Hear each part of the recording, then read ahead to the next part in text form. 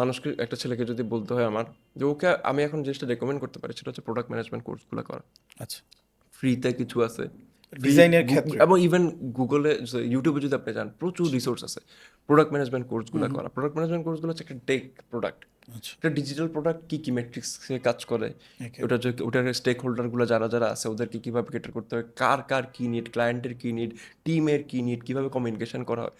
কারণ আমি একটা জিনিস ফেস করে আসতেছি লোকাল হায়ারিংয়ের থেকে। আমার আমার কোম্পানিতেই মোটামুটি সবগুলো কোম্পানি মিলে আমার ফ্রেশার প্রায় 30-35 জন ফ্রেশারের সাথে অলরেডি কাজ করা হয়ে গেছে। আচ্ছা, বাট আমার এক্সপিরিয়েন্স বলতেছে আমরা যেটা হয়তো শুরুর দিকে হয়তো জিনিসটা আমারও ছিল না, বাট আমি এবং খুব দ্রুত জিনিসটা আমাকে আয়ত্ত করে নিতে হয়েছে, সেটা হচ্ছে সফট স্কিল যেটাকে বলে, যে কমিউনিকেশন স্কিল। কমিউনিকেশন। ওই যে যে কথাটা শুরু থেকে আসে যে একটা ডিজাইনাররা, এবং আপনি যে জিনিসটা জানেন যে ডিজাইনার, আপনি আমার এই কথাটা ডিজাইনার থেকে শুনছেন কি ক্লায়েন্ট বেশি বুঝে, ক্লায়েন্টের ব্যাপারে কমপ্লেন। ক্লায়েন্টের ব্যাপারে কমপ্লেনটা আপনি কখন করতেছেন, যখন আপনি ক্লায়েন্টের সাথে কমিউনিকেট করতেই পারেন করতে না। পারতেছেন। অ্যান্ড ওই কমিউনিকেশন যেহেতু আপনি করতেই পারেন না, তার মানে হচ্ছে you lack in soft skill.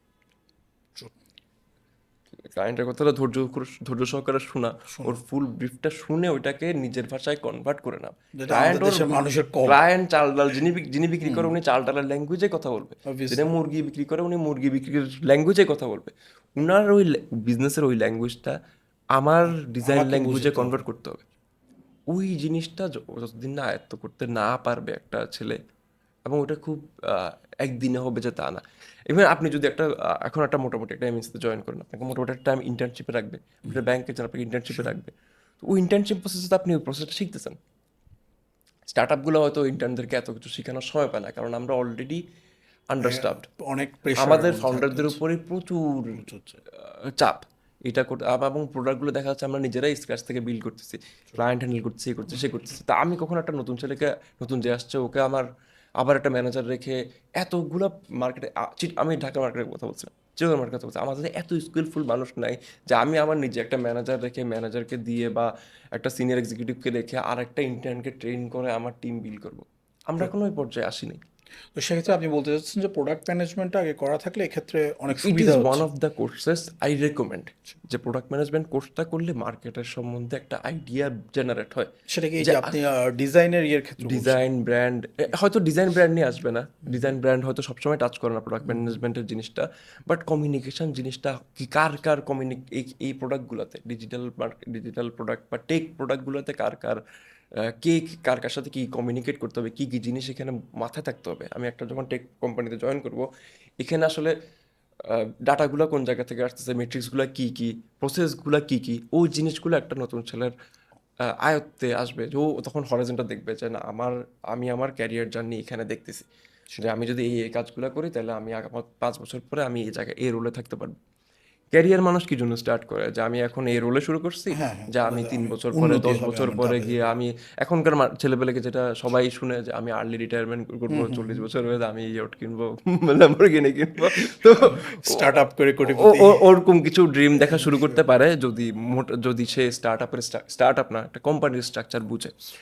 এখনকার যেহেতু আমরা টেকের একটা বুম বুম চলতেছে। চলতেছে, এখানে ঢুকতে চাচ্ছে অনেকজন মানুষজন, আমি ওদেরকে ক্যাটার করে বলতেছি কথাগুলো। বাট যারা ব্যাংকে জয়েন করতে চায়, রেগুলার 9 to 5 এমএনসিতে জয়েন করতে চায়, ওদের জন্য তো দরকার নেই। রেগুলার প্রসেস আছে। অন্য বড় ভাই আছে, ওখানে আমরা বড় ভাই না, ওগুলো আমরা কিছু ওইসব ইন্টারভিউ জীবনে ফেসও করি না, জানিও না কি বলতে হবে।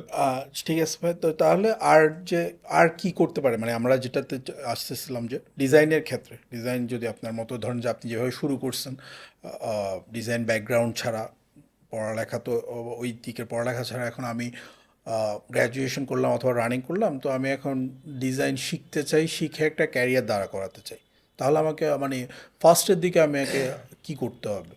ডিজাইন ব্যাকগ্রাউন্ডটা সবসময় যে ডিজাইন ব্যাকগ্রাউন্ড থেকে হইতে হবে, কারণ আমি যখন আমাদের দেশে হিসাবে তো বেশিরভাগই তো আর ডিজাইন ব্যাকগ্রাউন্ড থেকে আসতেছে না। ইভেন ইভেন আমি বলি টেক কোম্পানিতে আমি অনেক টেকের উপরে, পাইথনের উপর বই লিখছে, অন্য বিভিন্ন লারাভেলের উপর বই লিখছে, কোডিং ল্যাঙ্গুয়েজগুলোর কথা বলতেছি।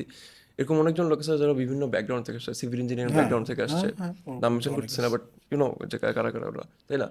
তো ইভেন আমি আরও একটা ছোটকে চিনি যে হচ্ছে বাংলাদেশে one of the top rated Elementor developer আপওয়ার্কে, আচ্ছা, টপ 10-এর মধ্যে আছে, comes from civil engineering background. খুব ক্লোজ, হ্যাঁ ভেরি ক্লোজ।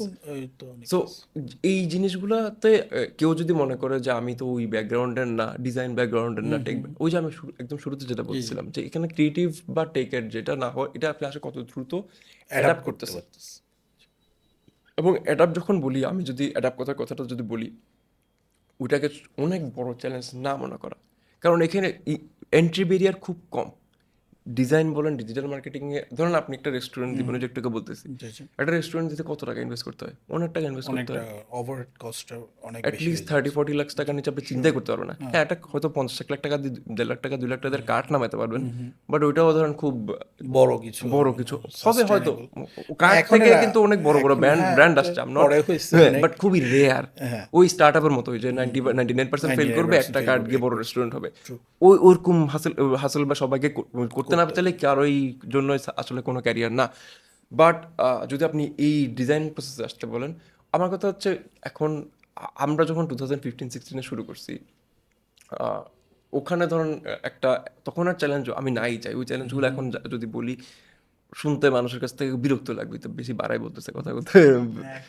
এখন হচ্ছে, এখন আমি অনেক কিছু so much easier to enter graphic designing, digital marketing বলেন। কারণ হচ্ছে আপনার যেসব প্ল্যাটফর্ম ডিজিটাল মার্কেটিং টুলগুলো সেল করতেছে, ডিজিটাল মার্কেটিং আমি একটু আগে যেটা বলছিলাম, digital marketing in a sense digital marketing এই মার্কেটে হয় না, চিটাগাং মার্কেটে, কারণ আপনি হ্যাঁ টুল কোনো মার্কেটিং টুলই ইউজ করছেন না। করতেছে। কারণ একটা মার্কেটিং টুলের ধরুন আপনার সাবস্ক্রিপশন ফি হচ্ছে মান্থলি $200, $60, $70। True. ওই বাজেট তো আমার ক্লায়েন্ট জীবনে দিবেই না। দিবেই না, উনি বা $60, $70 তো পুরো বাজেটই লাগতেছে।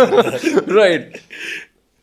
বাট ওটা যদি করতে চাইলে এখন আপনি যদি ক্লায়েন্ট, হ্যাঁ অবভিয়াসলি আমরা যেহেতু আমাদের টিম ছোট, আমরা ওই চ্যালেঞ্জটা নিচ্ছি না, আমরা ডিজাইন প্রবলেমগুলো আপাতত সলভ করে আসতেছি, আস্তে আস্তে আসতেছি। একটা সময় গিয়ে আমরা ক্লায়েন্টকে ওই পিসটা করবো যে আপনি যদি এইখানে যদি $200 খরচ করেন, আপনার যেটা মাসে যে 10 লাখ টাকার সেল, এটা 15 লাখ টাকা হবে। 5 লাখ টাকা আপনি $200 বা $500 খরচ করে পাইতে পারেন। ওরকম কিছু প্রজেকশন দেখানো যায় এবং results are there in the market. sure. হ্যাঁ, কিন্তু আসলে আমরা কোনো ওরকম টিম এখনো বিল্ড করতে পারি না, বা আমাদের ওরকম কোলাবোরেশন কারোর সাথে হয় না, এরকম মার্কেটিয়ারের সাথে, যাদেরকে নিয়ে আমরা আমাদের ডিজাইন প্লাস মার্কেটিং দুইটাকে কম্বিনেশন করে ওরকম কোনো প্রবলেম এখন সলিউশন করতে পারি। বাট ওরকম অনেকজনের সাথে কথাবার্তা হচ্ছে, যেহেতু নেটওয়ার্কিংয়ে আসছি সবার সাথে, ইনশাল্লাহ হয়তো নেক্সট ফিউ ইয়ার্সের মধ্যে আমরা ওরকম এজেন্সিকে ওই স্টেপে নিতে পারবো যে অ্যাকচুয়াল ডিজিটাল মার্কেটিং চিরঙের যাদের কাজ হবে। ওই যে মার্কেটের যে গ্যাপটা আছে, ওই জিনিসটা আমরা অ্যাড্রেস করতে পারবো একটা। এবং ওটার জন্য মার্কেট আসলে ওই টিকে টিকে থাকার লড়াইটা আর কি। So going back to your initial problem, যে একটা নতুন ছেলে কি চিন্তা করে মার্কেটে আসবে বা কি প্রিপারেশন নিয়ে আসবে। নিতে পারবে। Product management course could be one thing, একটা প্রজেক্ট এবং কোর্সগুলো খুবই কম। কারণ ওই যে আবার যদি একটা এর আগে যাই, যে একটা ফ্রেশ গ্র্যাজুয়েট বিবিএ পাস করে বের হয়েছে, এখনকার সিলেবাসগুলো আসলে ওই সিলেবাস থেকে শেষ করে আসা ছেলেবেলে তো আমরা হায়ার করছি, তো ওদেরকে দিয়ে আসলে অ্যাকচুয়াল যে মার্কেটে এখন যে কারেন্ট যে ডিজিটাল মার্কেটিং বা ডিজাইন যে প্রবলেমগুলো সলভ করতে দিলে ওরা আসলে একটু ওদের জন্য টাফ হয়ে যায়। এটার সাথে মানে স্টাডির সাথে রিলেটেড ব্যাপার রিলেটেড না, না, এটা কমপ্লিটলি অন্য একটা আলাদা জগতে ব্যাপার। বসবাস করতেছি আমরা। হ্যাঁ, পুরাই সো আলাদা। বাট এখনো ওই যে যেহেতু একটা ডিগ্রির একটা খুব ভ্যালু আছে মার্কেটে, একটা সোশ্যাল হ্যাঁ, অ্যাকসেপ্টেন্সের ব্যাপার আছে, সো ডিগ্রিটা সবাইকে পার্সু করতেই হয়। হ্যাঁ, মেবি একটা সময় গিয়ে মানুষ হয়তো এটার বাদ দিবে।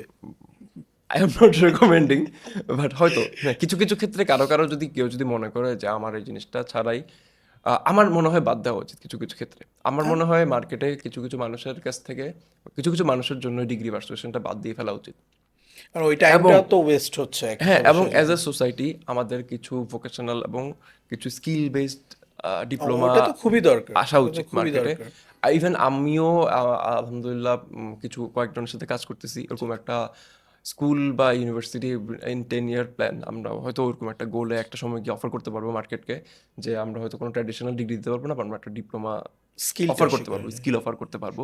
But it is a very long plan, but it is already in work. অনেকজনই মানে খুবই ইগার টু হ্যাঁ, স্কিল ইনভেস্ট। বেসড এডুকেশন তো আমাদের খুবই দরকার। আমাদের এত এত মাস্টার্স গ্রাজুয়েট দিয়ে কি হবে, সবাই কোনো কাজের কাজ কিছু হচ্ছে না। যে হবে মাস্টার্স গ্রাজুয়েট ও হবে, হ্যাঁ, কিন্তু মাঝখানে ওটাই হয়তো আর কি। ঝরে পড়া শিশু এখন আমাদের মতো যারা আছে, তো ওদেরও তো কোথাও না কিছু কাজ করতে হবে, সোসাইটিতে টিকতে হবে। কাজ করতে হ্যাঁ, হবে। ওই যে ওই জিনিসগুলো ওদেরকে নিয়েও চলা, ওদেরকে আউটকাস্ট করে না ফেলা, ওই জিনিসগুলো যেন মার্কেট থেকে কমায় যায়। যে জিনিসটা আসলে একটা প্যারেন্টস কি ফিল করে যে আমার ছেলে সিজিপিএ ভালো না, হয়তো ওকে দিয়ে কিছু হবে না। হবে না। বাট ওইটা হয়তো নাও হইতে পারে, কারণ সবার লার্নিং মেথডটা এক না। কেউ হয়তো একভাবে শিখে, কেউ আরেকভাবে শিখে। কেউ কাজ করে